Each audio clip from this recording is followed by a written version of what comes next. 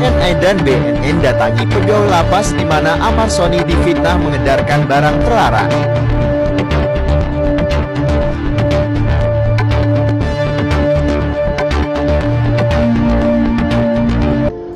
Kalian setuju nggak kalau user narkoba itu di penjara?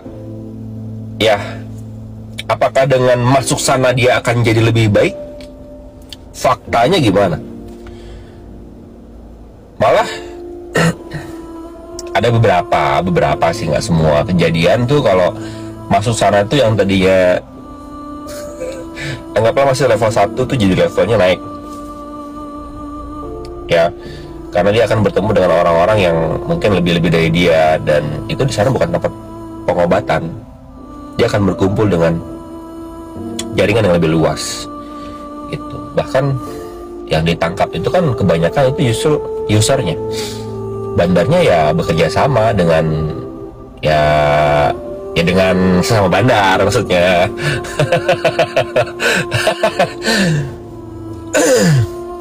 Cuman gini loh, sayang banget yang dibawa cuman sekian, dia di penjara bertahun-tahun, hilang masa depannya. Kalau kita runut dari silsilah, mereka ini kan sebenarnya korban. User ini sebenarnya korban. Ya, mereka bukan kriminal, mereka tuh korban. Kriminalnya siapa? Yang mengedarkan, itu yang harus dikejar. Bukan kelas terinya, kelas kakapnya. Sedangkan kelas kakaknya biasanya suka duduk di tempat-tempat. Paham kan lu maksudnya? Jadi kalau gue nggak setuju ya, user itu ditangkap. Harusnya mereka direhabilitasi. Tapi mungkin negara nggak punya cukup uang buat membebankan biaya rehabilitasi ke negara. Gitu. Makanya rata-rata yang ditangkap terus dimasukkan ke rehab itu orang-orang tertentu. Ya, lu paham kan? Karena masuk sana juga pasti biayanya mahal kalau ditanggung pengguna. Gitu. Nah, itu loh hukum yang ada di Indonesia. Bahkan kemarin tuh kalau nggak salah kepala BNN yang baru itu melarang menangkap usernya, itu udah benar. Malah yang harus ditangkap itu ya kriminal ya, dan user ini bukan kriminal, mereka korban. Mereka harus dibina sih harusnya, karena kalau masuk situ itu bukan jadi lebih baik, malah jadi lebih buruk. Nah, abang melihat itu juga gimana bang? Amar Joni tidak bisa dipidana karena dia lagi sakit. Ingat, tetapi pembawa barang tersebut harus dipidana. Berikut dengan kalapasnya, berikut dengan pegawainya, berikut dengan dirjennya, berikut dengan menterinya. Pidana semua. Kenapa mempunyai sistem seperti ini? Dipidana semua. Ya, kalau Amar Joni catat ya, Amar Joni tidak bisa dipidana karena dia sedang sakit. Orang yang dibina di lapas itu semuanya sakit mentalnya. Orang berbuat jahat itu karena mentalnya sakit, nggak normal, nggak waras, gitu loh. Maka dia termaktub dalam pasal 44 KUHP. Dalam pasal 44 KUHP ayat 1 ayat 2 itu dijelaskan orang sakit tidak bisa dipidana. Orang terganggu mental tidak bisa dipidana. Jadi semua perbuatan kejahatan yang ada lagi di dalam penjara itu merupakan tanggung jawab daripada dirjen lapas. Bukan tanggung jawab daripada pelaku. Makanya orang-orang yang narkoba, orang-orang berbuat jahat di dalam lapas, itu tanggung jawab daripada dirjen lapas. Bukan pelakunya, mereka itu orang lagi dirawat, kan orang sakit. Beda di luar ya? Beda kalau di luar. Habis selesai terus. Makanya kalau beda, itu beda. Itu udah masuk. Oh beda. Beda. Tapi kalau dia di dalam lapas terjadi transaksi begini, ditangkap oleh orang, maaf, alurnya seperti itu. Nggak bisa langsung, Amar Joni salah, dia mengedar.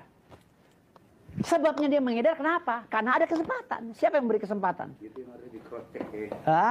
Amar Joni, ingat ya, saya keras kalau masalah hukum, apalagi hukum pidana. Amar Joni tidak bisa dipidana. Ya, karena orang sakit semua yang di dalam lapas itu, dia mau ngegele, mau narkobais, mau ngapain, dia itu clear and clean karena mereka orang sakit, nggak bisa dipidana. Mau dia bawa ganja 1 ton di dalam sel, bebas pidana orang lapas itu karena mereka lagi sakit, Pak. Dan ada kesempatan untuk itu juga untuk pakai. Nah, yang memberi kesempatan itu yang dipidana. Paham nggak? Analogi yuridisnya seperti itu. Nggak bisa dibalik, ya. Jangan dibalik. Analisa yuridisnya seperti itu. Jadi semua yang ada di lapas itu adalah orang yang sakit, yang harus diobati. Yang termaktub di dalam pasal 44 KUHP, ya. Dia itu semua tidak bisa dipidana. Semuanya yang ada di dalam lapas. Ini konstruksi hukum tata negara loh, ingat. Ya. Semua nggak bisa dipidana. Tapi kalau ada niat, untuk Amar Zoni kali ini gua mendukung Amar Zoni dan Raffi Ahmad untuk mengusut. Karena kalau gua pikir-pikir ya, nggak mungkin ya pemakai narkoba dia aja yang disorot, ya kan? Apalagi dibilang tiba-tiba dia menjadi gembong narkoba atau pengedar narkoba. Buset, sampai ini sih kejadian yang paling terlebay abad ini, gua nggak yakin. Terus kok bisa terjadi itu di lapas? Coba, gua setuju banget sama Amar Zoni yang ingin mengusut lapas, obrak-abrik itu lapas, bongkar bro, bebaskan Amar Zoni. Ya harusnya Amar Zoni itu direhab aja, nggak usah ditangkap, pakai segala drama-drama dibilang pengedar lagi. Nah kalau di dalam bisa ngedar, lapasnya apa berarti? Kocak. Untung ada Raffi Ahmad yang gercep. Ya kan? Itulah kalau kawan. Punya nurani dia, tersentuh dia, tergugah hatinya untuk, nggak mungkin deh teman gue kayak gini. Nah, kapok lo lapas. Amar Zoni terlibat pengedaran syabu-syabu di dalam rutan Salemba. Salam, APBN, ambil positif, buang negatif, tonton videonya sampai habis. Gue bingung deh, Amar Zoni kan dia jualan syabu-syabu di rutan, kenapa ditekong say? Syabu-syabu kan enak, gue juga sering kok makan syabu-syabu. Kembali ke mode serius, Amar Zoni, sehancur apa hidupmu bang? Masa nggak kapok sih? Berapa kali sih ini? 4 kali ya, keempat kalinya ya. Aduh bang. Mungkin abang nih udah udah benar-benar nggak tahu kali ya makna hidupnya untuk apa, tujuan hidupnya apa. Sudah diceraikan Irish Bella, terus sudah jauh dari anak-anak gitu ya bang ya. Jadi mungkin Bang Amar nih berpikir, nanti gua kalau keluar dari penjara juga percuma, buat apa gitu loh. Cuma maksud saya gini bang, oke gitu ya kalau abang tidak mempedulikan tujuan hidup abang gitu. Cuma permasalahannya itu nanti anak-anak kalau gede ngelihat jejak digital bapaknya kayak mana bang? Piye bang? Gue mau tanya, kemarin pada yang ngehujat Irish Bella mana? Kok nggak pada muncul? Katanya Irish Bella harusnya menemani Amar Zoni. Katanya Irish Bella harus menjadi istri yang baik, istri yang benar, istri yang saling mengasihi, yang menemani susah dan senang. Tapi ini kalau lakinya modelan Amar Zoni, kalau kata gue juga gue tinggalin, jangankan Irish Bella. Kata gue kagak kapok-kapok, ini juga Amar Zoni 4 kali. Terus bisanya dia dagang gitu ya. Dia dagang narkocoy di dalam rutan. Maksud gue itu terselubungnya dari mana? Siapa yang nganter, siapa yang ngirim, siapa yang mempelopori dan segala macamnya gitu loh. Kenapa bisa masuk rutan? Gue nggak tahu ini nih Amar Zoni ini emang pengen dihukum metong apa bagaimana ceritanya? Punya cita-cita mau dibawa ke Nusa Kambangan apa bagaimana konsep? Gue nggak ngerti. Hukuman dia aja belum selesai, masa tahanannya belum selesai, diulangnya malah dagang narkocoynya di dalam rutan. Kata gue lu tuh duta rutan Salemba apa bagaimana? Percuma sih gue bikin konten tentang Amar Zoni, orangnya juga kagak bakalan ngelihat video gue kan. Katanya ya untuk beberapa orang yang udah pernah mendekam di dalam jeruji besi gitu ya, katanya penjerong itu tempat mereka untuk bertobat, tempat mereka untuk mengubah diri mereka jadi lebih baik, tempat mereka untuk jadi mendekatkan diri kepada Sang Pencipta gitu ya. Pertanyaan gue ya, apakah Amar Zoni ini di dalam penjerong tidak sholat, tidak beribadah, apa bagaimana? Bang Amar, gua akui ya, dulu tuh lu ganteng banget bang, ganteng banget sumpah dah. Sekarang ya bukan berarti lu jelek, cuman maksud gua kelakuan lu yang jelek. Gua paham ya, mungkin posisi Amar Zoni ini, dia ini juga sudah tidak memiliki semangat hidup, jadi tidak memiliki semangat untuk hidup bebas di luar jeruji besi gitu loh. Mungkin juga kalau dia keluar penjara, dia udah terlanjur menanggung malu, mukanya mau taruh di mana, image-nya taruh di mana, karirnya udah hancur, rumah tangganya hancur, keluarganya hancur.